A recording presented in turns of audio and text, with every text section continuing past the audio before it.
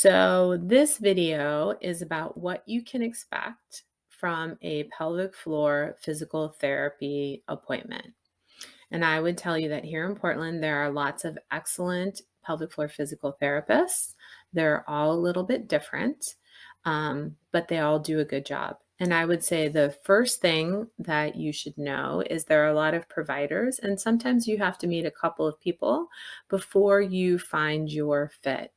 You will do better if you really like your practitioner. And so if you don't feel like you're meshing, it's okay to look for somebody else. And that's something that you can ask your physician for. So when someone comes to me and says, "Look, I don't think it's a fit," I usually interpret that as it's not a fit for you. It doesn't mean to me that that provider is a bad provider or not good at her job. It just means that personality wise, maybe culturally, it wasn't a good fit. And those things are very important when you're dealing with something as intimate as pelvic floor physical therapy. The majority of pelvic floor physical therapists are female.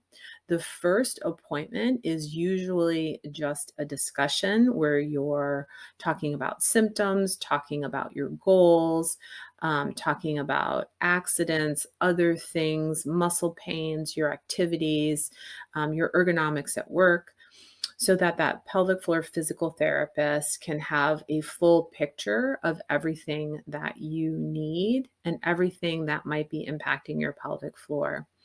So there are lots of different things that can impact the pelvic floor. Old injuries can, the way you stand can, the way you use your body at work can. And so a pelvic floor physical therapist will frequently investigate all of those things.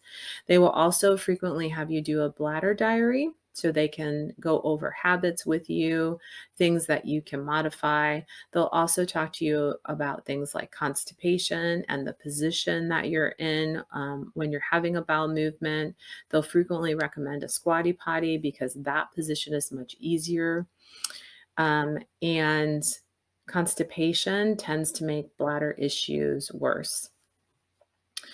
On subsequent visits, if you are comfortable, and you should know that you can always say, "Look, I'm not comfortable and I would like this to be done externally," they will often check your pelvic floor muscle strength, which does involve a vaginal exam. And they will take measurements so they know if your strength improves. And when they have you exercise, they will frequently connect you to a biofeedback machine so that you can see or hear how your muscles are working. And that biofeedback can often help you engage your pelvic floor even better. So, pelvic floor physical therapists all do this a little bit differently. I think the relationship is very important. And I also think it's important that you know that it doesn't have to include an internal exam. You can absolutely limit that. That does limit, in some ways, what the pelvic floor physical therapist can do. But it is okay to set the boundaries that you are comfortable with. And for most types of leaking, pelvic floor physical therapy can result in a great improvement or a cure up to 70% of the time. So it's definitely worth investigating and exploring.